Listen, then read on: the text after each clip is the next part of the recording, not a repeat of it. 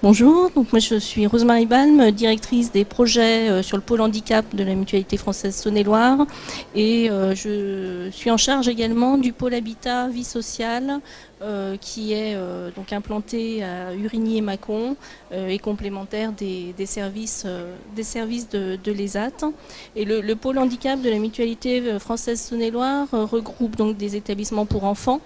Donc on accompagne des enfants de 3 jusqu'à 20 ans, donc de jeunes adultes. Et ensuite donc on a les structures adultes qui sont elles sur le bassin mâconnais. Voilà. Parler un peu moins vite, non, pour que ça marche au même moment que je m'arrête, non. Christelle Monin, je suis responsable du service d'ergothérapie de la Mutualité française Saône-et-Loire. La spécificité de l'ergothérapie à la Mutualité, c'est surtout un service de mission d'intérêt général pour le conseil départemental dans le cadre de la MDPH et de l'APA sur des interventions au domicile des personnes en situation de handicap, personnes âgées dépendantes, dans l'objectif d'évaluer les besoins de la personne et de conseiller des aides techniques et des aménagements de domicile. Ce n'est que du conseil, mais les gens après décident de faire ou de ne pas faire. L'objectif étant de permettre le maintien à domicile en toute sécurité pour les personnes, pour les aidants, pour les professionnels. Donc effectivement, j'ai parlé un petit peu vite. Nous ne sommes pas prêts, ou ça ne marche pas. Est-ce qu'il y a des questions ?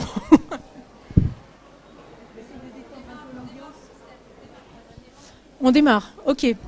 Donc en fait, on voulait présenter un petit peu la Mutualité française Saône-et-Loire avec une intervention sur l'ensemble du département de Saône-et-Loire, avec 3 pôles d'activité principaux, qui sont le pôle biens médicaux, avec des centres optiques, des centres dentaires et des centres audio.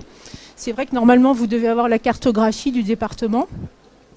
Avec un centre, avec un pôle biens médicaux, donc comme je l'ai dit, avec un pôle. Ouais, mais alors si j'ai plus la carte, moi vous m'aidez pas dans ma présentation.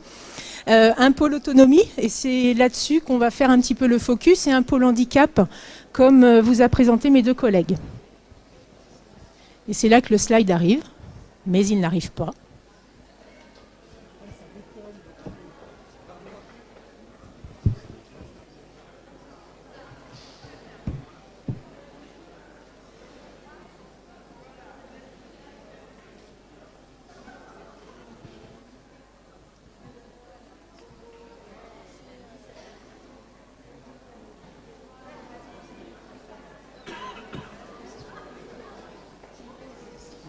Voilà.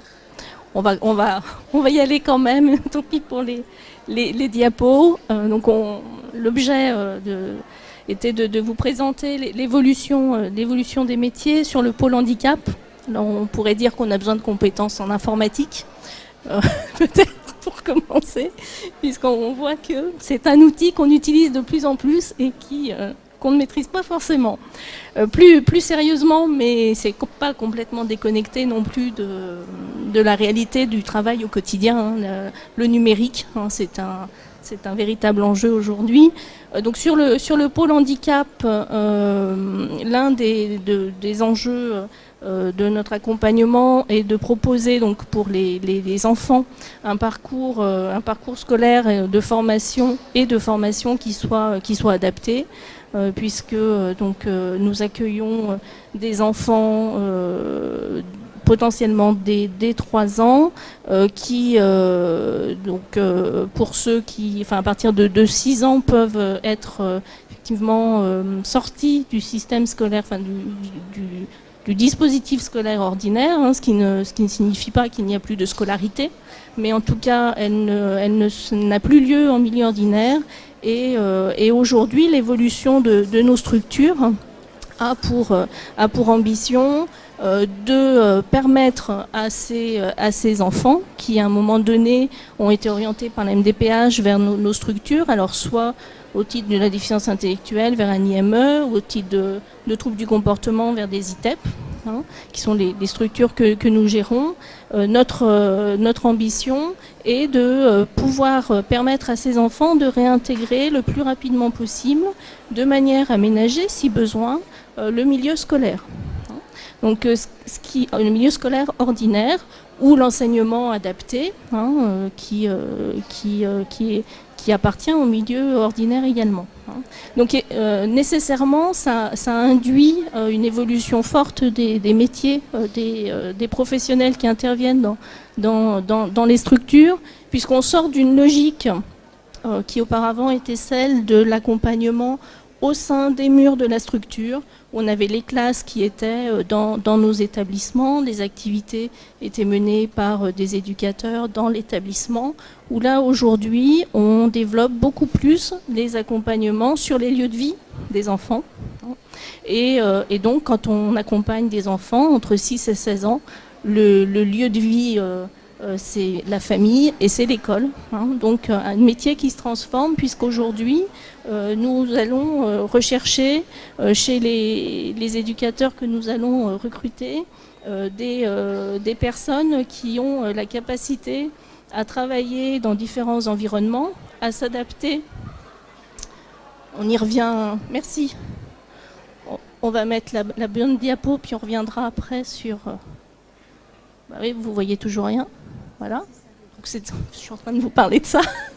Des professionnels qui sont à même de travailler dans des environnements divers, qui développent donc du travail en réseau et en partenariat, et qui soient présents aux côtés de l'enfant et qui puissent être des personnes ressources pour les professionnels du milieu ordinaire, donc l'école, donc les enseignants, les accompagnants, les AESH.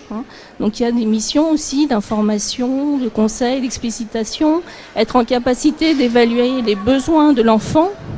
Alors le scolaire n'est pas le domaine de prédilection de l'éducateur spécialisé. Pour autant, il doit développer le travail en partenariat avec l'enseignant pour pouvoir proposer des aménagements pédagogiques et permettre à cet enfant d'avoir un parcours d'élève qui soit le plus possible en milieu ordinaire.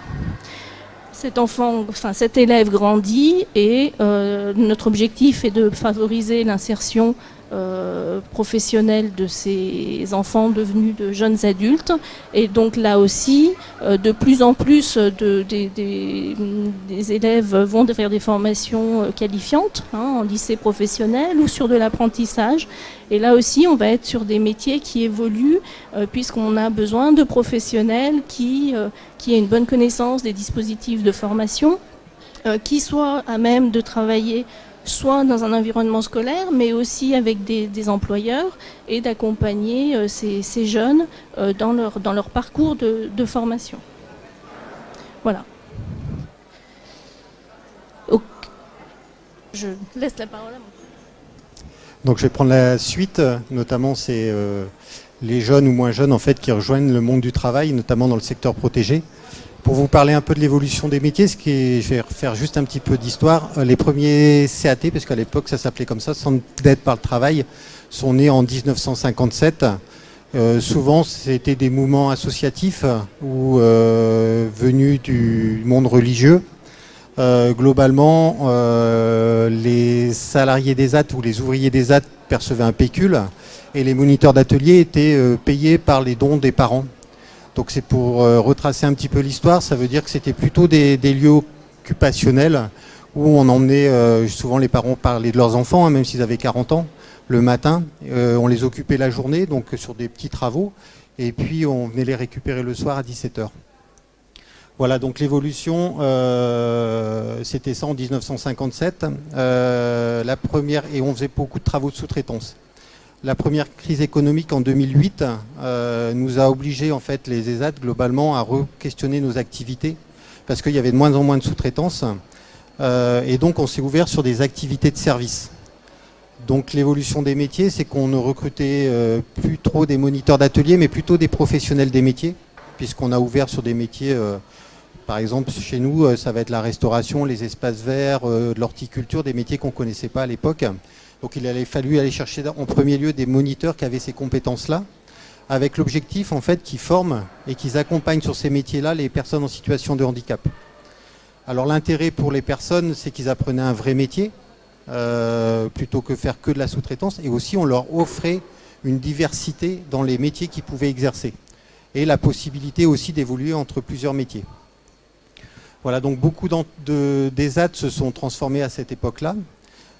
Et puis dernièrement, et puis on a commencé effectivement aussi à cette époque, 2008, l'État-providence était un petit peu fini et on a commencé à parler d'économie en ESAT, c'est-à-dire d'activités et d'activités qui pouvaient dégager un petit peu de résultats pour financer notamment la formation, les investissements, pas mal de projets. Mais ce qui est plutôt bien parce que ça valorise les personnes à travers leur travail. Et puis le dernier impact qu'on a connu, ça date de 4-5 ans, où on a parlé beaucoup d'insertion milieu ordinaire, de projets de parcours professionnel en vue d'insertion. Et l'idée maintenant en ESAT, globalement chez nous, c'est d'offrir la possibilité à des personnes de rentrer chez nous, choisir un métier, on va leur apporter des compétences, des savoir-faire, gagner en autonomie, et puis construire un projet pour qu'à terme ils puissent retrouver le milieu ordinaire pour ceux qui le veulent.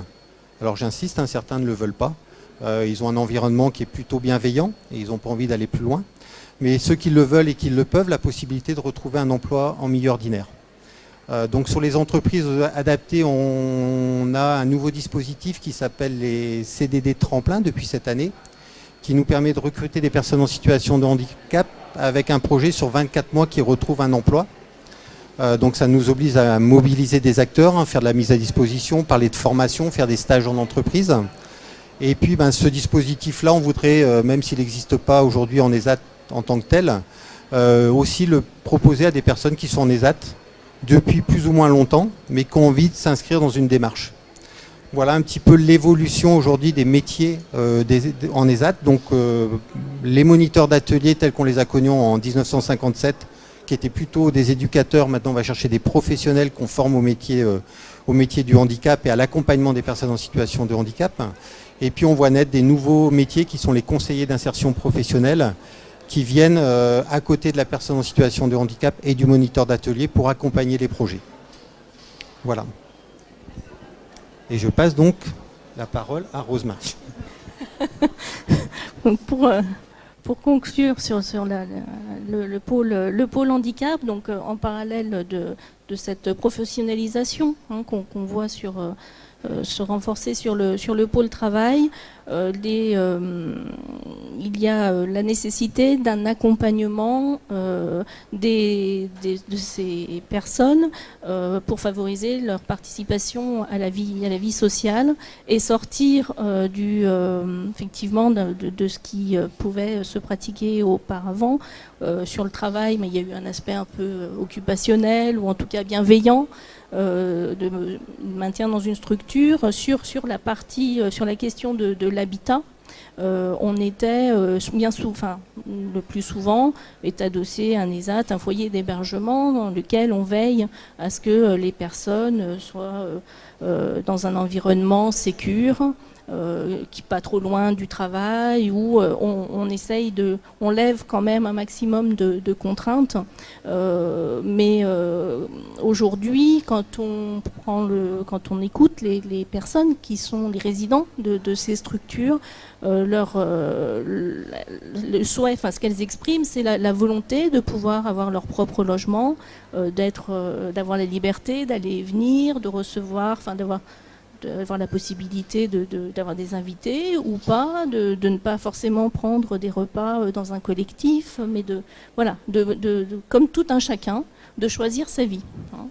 Donc là encore, sur le pôle enfance, j'ai beaucoup axé sur l'environnement scolaire.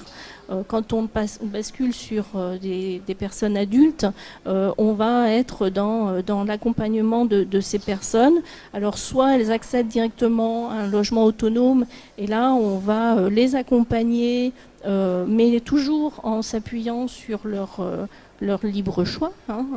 Il est important de partir de leurs demandes, de leurs besoins, parfois de les aider à faire les bons choix, parce qu'on n'est pas toujours sur des choix raisonnables, donc il faut les amener à raisonner et à prendre la mesure de ce qui va être bon, possible, pour eux. Donc soit on les accompagne directement sur leur lieu de vie, donc là il y a déjà des dispositifs qui existent depuis longtemps, qui sont des dispositifs tels que le SAVS, Service d'accompagnement à la vie sociale, ou le SAMSA, qui a un versant thérapeutique par rapport au SAVS. Et puis il y a des structures d'hébergement pour de jeunes adultes qui ne sont pas en capacité tout de suite de vivre en logement autonome, mais pour lesquels l'évolution va être sur la durée du séjour. C'est-à-dire que ces structures sont en train de muter. Là où auparavant on avait des adultes qui rentraient à 20 ans et qui en partaient à 60, et qui avaient ce vécu en collectivité tout au long de leur vie.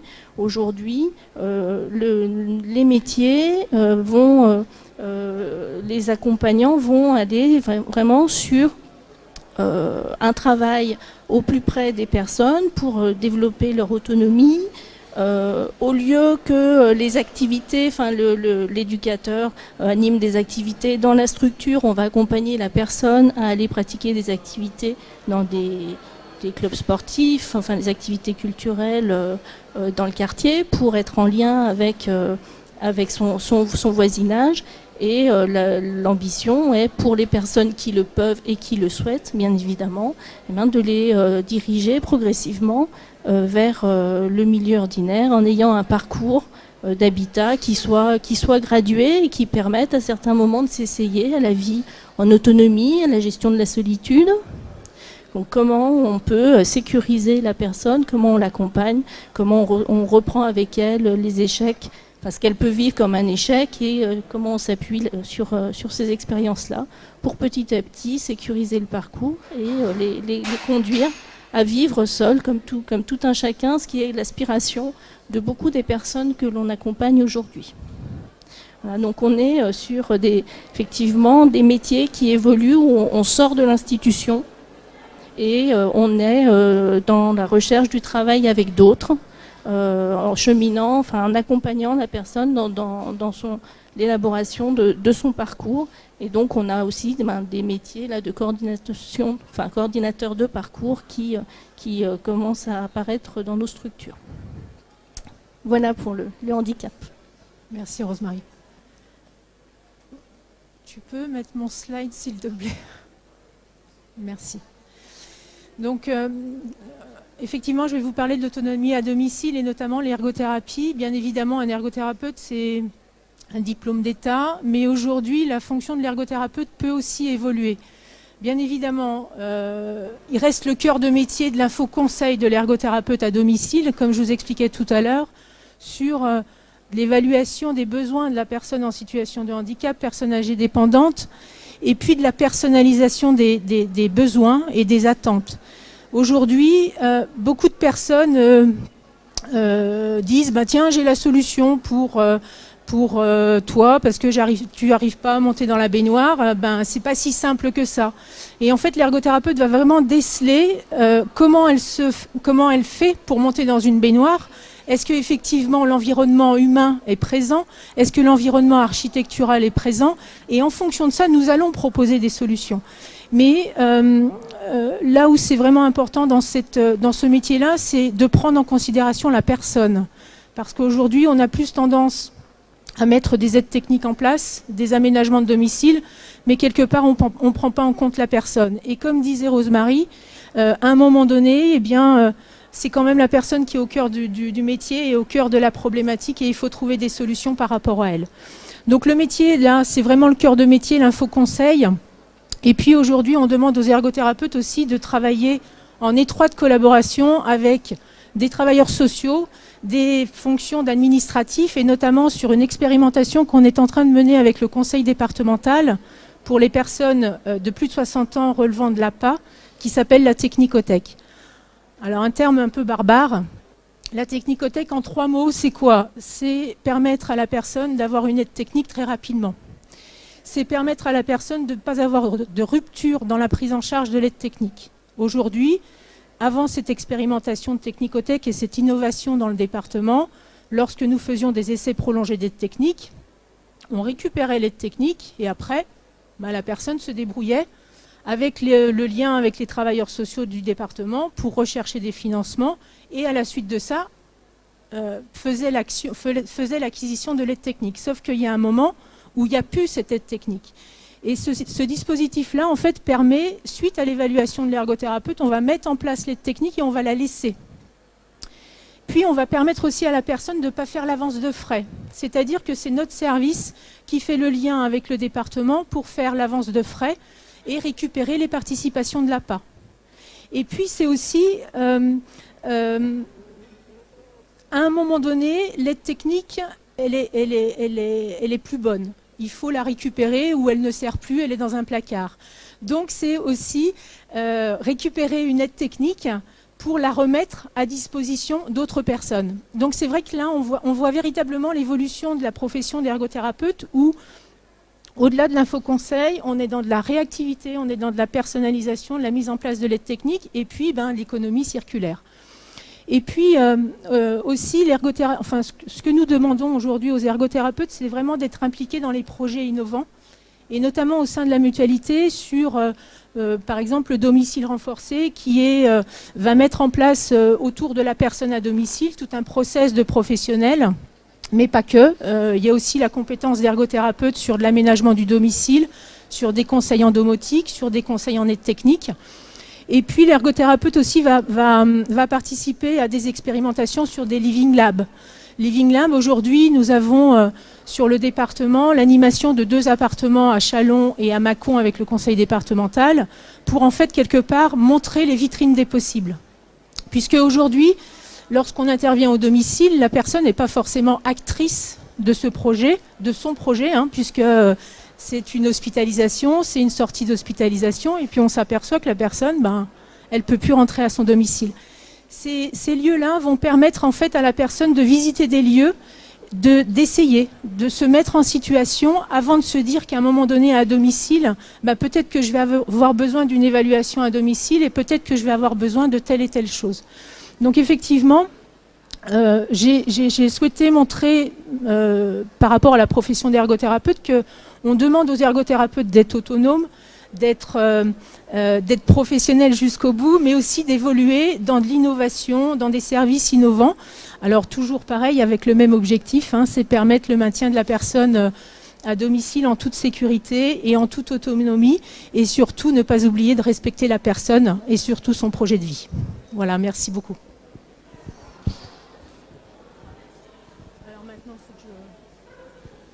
Donc c'est à moi de vous présenter le micro, si vous voulez des questions.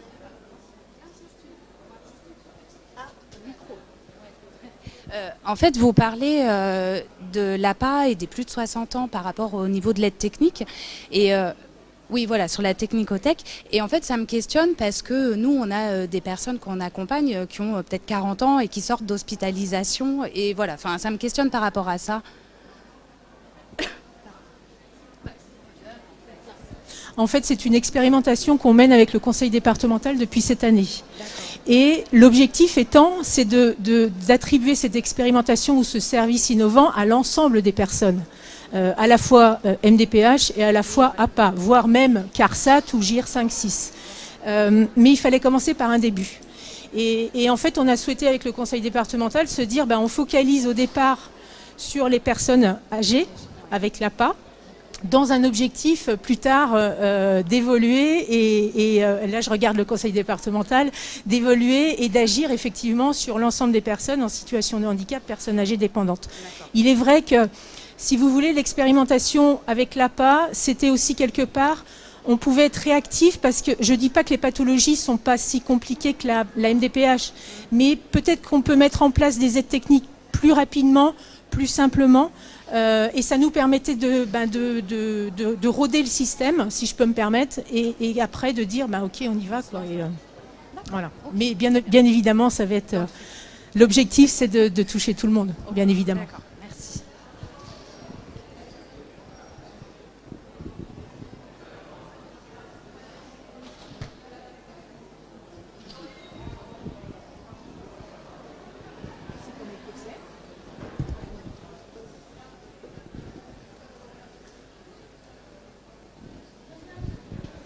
Juste une petite question par rapport aux critères. Est-ce qu'il y a des critères pour que la personne puisse bénéficier de ce dispositif? Comment ça se déclenche? Alors aujourd'hui, la porte d'entrée, c'est l'évaluation du travailleur social de l'APA qui va déterminer effectivement qui a besoin d'une mission d'ergothérapeute. Donc c'est le travailleur social qui va missionner mon service pour intervenir. Même s'il y a eu une évaluation il y a 2 ans de ça et que vous jugez qu'effectivement ça serait intéressant d'avoir une évaluation ergo, par contre là vous revoyez directement avec le service APA, le travailleur social et la mission va arriver après au niveau du service. Au niveau des interventions à domicile, lorsqu'on reçoit la mission, on est à 15 jours, 3 semaines de délai d'intervention.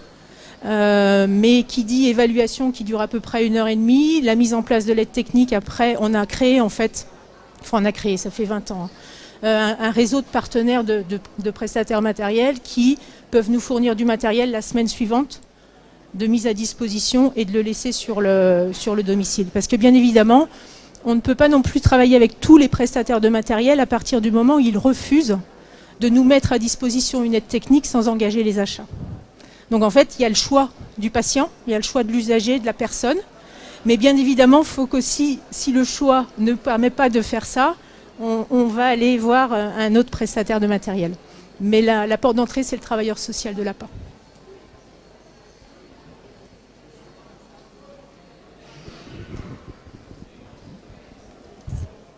Bonjour, moi je voulais revenir sur favoriser la participation sociale. Je voulais savoir quelle était votre action pour l'accessibilité aux loisirs, notamment au niveau des enfants. Parce qu'aujourd'hui, on voit que, par exemple, mettre un enfant dans un centre aéré, l'envoyer sur des vacances en séjour, ça devient extrêmement difficile et j'y suis confrontée tous les ans. Donc je voulais avoir votre réponse par rapport à ça. Alors effectivement, on est dans les prémices de ce travail-là, qui est un travail long, qui implique qu'on soit très présent auprès des structures que l'on sollicite. C'est-à-dire qu'il faut être là, finalement peut-être parfois davantage pour l'animateur ou l'encadrant que pour l'enfant. Et aujourd'hui, on essaye au maximum d'amener les enfants et les jeunes ados, de les inscrire dans des clubs sportifs, des clubs clubs de musique ou autres. Et bien souvent, ça nous demande une présence mais une présence qui ne doit pas être stigmatisante pour l'enfant, puisque l'objectif, c'est qu'il soit considéré comme les autres et qu'il ne soit pas collé à l'éducateur ou autre. Mais on est là en amont, en préparation, avec les professionnels, en aval, pour débriefer, pour parfois expliquer un comportement, une réaction qui ont pu surprendre, qui pourraient amener parfois les encadrants à dire non, il n'est pas adapté, voilà, on explique. Donc ça, c'est un travail de fourmi et de réassurance des professionnels. Parce que l'enfant, lui, il est heureux, il côtoie d'autres enfants, donc on n'est pas présent pour lui, et c'est en ça que le métier évolue. C'est qu'aujourd'hui l'accompagnement il est au bénéfice de l'enfant, mais parfois très axé sur les professionnels qu'on sollicite. Voilà. Ensuite, sur l'organisation des séjours, là c'est plus compliqué. Aujourd'hui, on n'est pas présent sur ces séjours-là. On a pu le mettre en place, et là aussi c'est passé par beaucoup de concertation en amont. Et ensuite par une permanence, l'engagement de répondre en cas de difficulté. Et je pense que aujourd'hui, le maintien ou le retour des enfants en situation de handicap en milieu ordinaire va passer essentiellement par ce travail-là d'information, de conseils auprès des acteurs qui n'ont pas forcément l'habitude de ce public et qui peuvent le vivre comme une charge ou des problèmes potentiels à venir. Et donc on essaye d'anticiper au maximum, de dénouer tous les nœuds qu'on peut dénouer et d'être présent si besoin. Merci.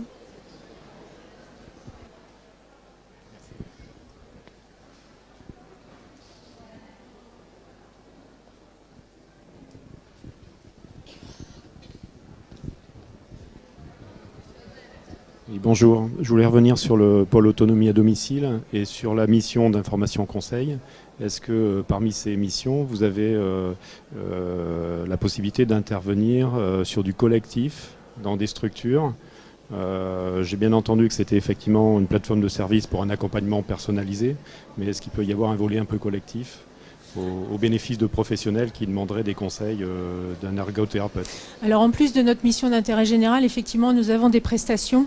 Alors milieu collectif, je ne sais pas quel milieu, mais nous intervenons en EHPAD, nous intervenons en foyer d'accueil médicalisé, voire même dans des services de la plateforme territoriale d'appui, dans l'objectif toujours en lien avec l'autonomie et la connaissance du matériel. C'est-à-dire qu'on peut être amené à accompagner la direction sur le choix de matériel à acheter sur un établissement, mais le gros travail, c'est vraiment l'accompagnement des équipes.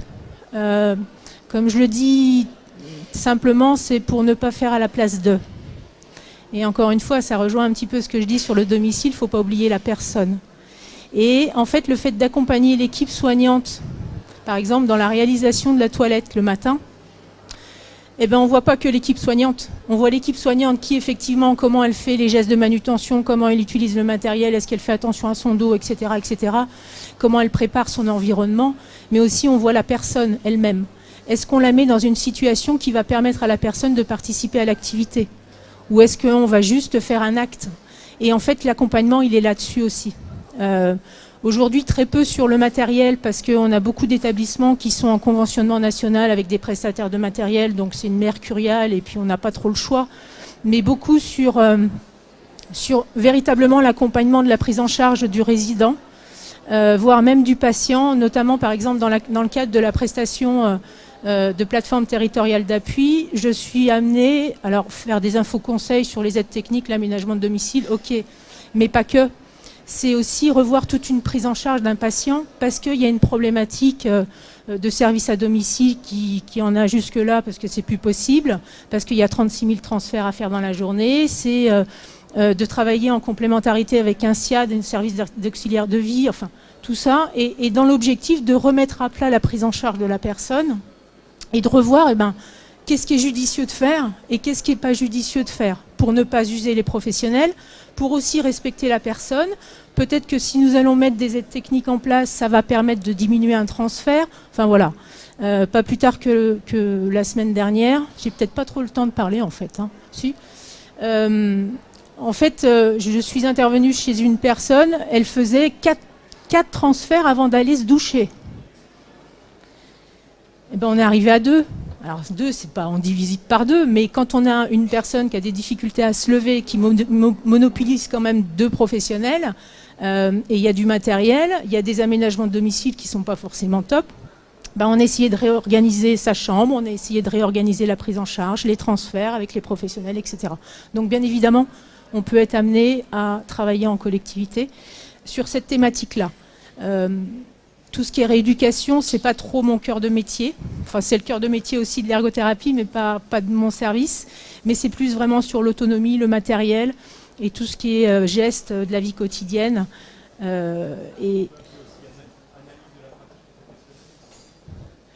Alors, on va pas jusqu'à. J'ai pas la. Enfin, je sais pas si je fais de l'analyse de la pratique. Peut-être que je peux en faire. Mais lorsque je suis les personnes, en fait, je leur permets de prendre du recul. Sur comment elles ont fait, comment elles auraient pu faire. Combien de fois j'ai des professionnels qui lors d'un transfert, se trouve avec la personne dans les bras et puis le fauteuil, il est où? Alors certes, je suis en observation et elles craignent un petit peu l'observation, mais quelque part, en fait, on arrive à un stade où les professionnels, ils arrivent et ils font un acte. Sauf que on ne se pose pas la question de comment est positionnée la personne, est-ce que j'ai bien préparé mon truc, Donc analyse de la pratique, oui, dans un sens, oui. Et en fait, c'est là aussi que l'ergothérapie a sa spécificité, c'est de décortiquer en fait les gestes, de décortiquer l'acte. Et c'est pour ça que je dis souvent, les aides techniques, tout le monde joue l'ergothérapeute. Hein. Vous allez chez le prestataire de matériel, vous allez acheter une aide technique qui va sur la baignoire, sauf que en décortiquant l'acte, c'est pas cette aide technique-là qui va suffire, qui va aller. Voilà. Alors effectivement, avec les deux appartements là, que nous avons à Mâcon et à Châlons, on se déplace à la fois en établissement, mais aussi on peut être amené à animer des genres de sensibilisation comme ça pour les professionnels dans les lieux qu'on a aménagés. Par exemple, la semaine prochaine, je fais une sensibilisation sur les TMS pour un service d'auxiliaire de vie. Et le top du top, au lieu d'être dans une salle des fêtes avec un lit médicalisé, avec un fauteuil et que ça fait un peu glauque, hein, excusez-moi, en fait, on est dans un vrai appartement avec du vrai matériel et on met 2 fois plus en situation les professionnels et ils se rendent beaucoup compte des problématiques. Parce que de toute façon, je ne conçois pas qu'un professionnel puisse utiliser une technique sans avoir été, lui, cobaye. Et ça, c'est un grand moment de solitude hein, quand on leur demande de monter dans un lève-personne, par exemple.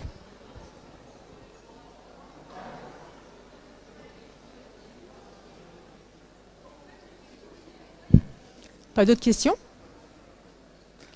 Nous avons été clairs, messieurs, dames. Merci en tout cas à vous. Merci de votre écoute.